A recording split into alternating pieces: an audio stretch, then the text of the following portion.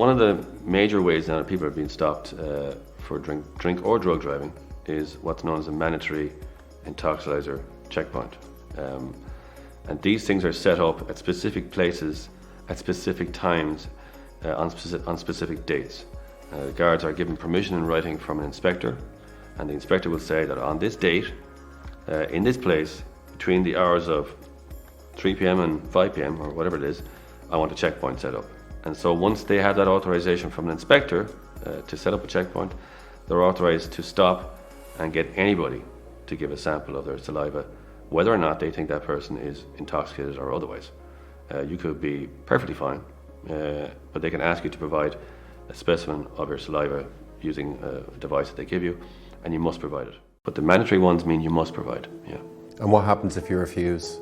If you refuse, you can be arrested and brought to the station, and then you'll be asked to give a specimen of blood or urine or breath at that point.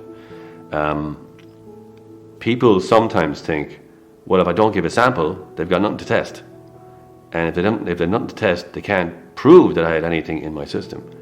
And that's true, but if you fail or refuse to give a sample, you're going off the road for 4 years, which is the outside maximum. The maximum you could be ever put off the road for in drink or drug driving and blood, urine or breath is 3.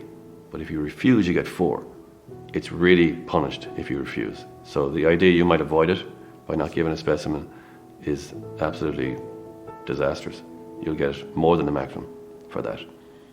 Can you break down, like in the simplest way, what's the story there with limits? Yeah, well, that's a really popular limit. What is the limit? It's different for blood, it's different for urine, and it's different for breath. Each one has a different limit. As to what it is, even the Medical Bureau of Road Safety won't tell you. And they analyse blood and urine samples all the time. They can't tell you because everyone is different. You're different to me, your height, weight, sex, whether you've slept, whether you've eaten in a while, whether you're taking medication. All these different factors all affect how your body will process alcohol. So on one day you could drink alcohol and you would be under the limit. The next day, if you're feeling a bit sick or you haven't eaten in a while, you drink the same amount of alcohol, you're over the limit. So it's impossible to give a scientific formula.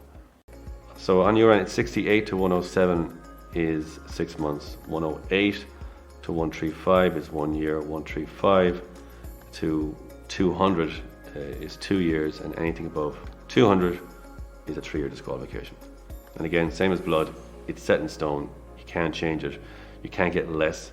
Once you fall within the parameters, you will be given the disqualification that's applicable to those parameters. Not more, not less. It's just whatever that particular reading amounts to, that's what you get.